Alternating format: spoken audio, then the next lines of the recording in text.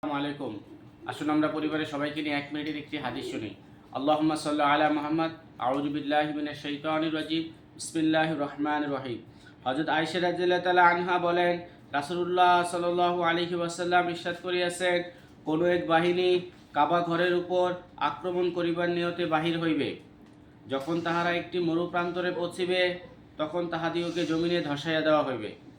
হযরত আয়েশা রাদিয়াল্লাহু তাআলা আনহা বলেন, আমি আরজ করিলাম, ইয়া রাসূলুল্লাহ, সকলকে কিভাবে ধসাইয়া দেওয়া হইবে, অথচ সেখানে বাজারের লোকজনও থাকিবে এবং ওই সব লোকও থাকিবে যাহারা এই বাহিনীতে শরীক হইবে না। তিনি ইরশাদ করিলেন, সকলকে ধসাইয়া দেওয়া হইবে, অতঃপর নিজ নিজ নিয়ত অনুযায়ী তাহাদের হাসর হইবে, অর্থাৎ কিয়ামতের দিন তাহাদের নিয়ত অনুযায়ী তাহাদের সহিত আচরণ করা হইবে।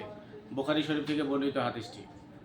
আল্লাহ তাআলা আমাদেরকে হাদিসের উপর আমল করার তৌফিক দান করেন।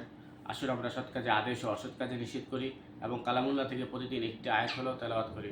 আসসালামু আলাইকুম।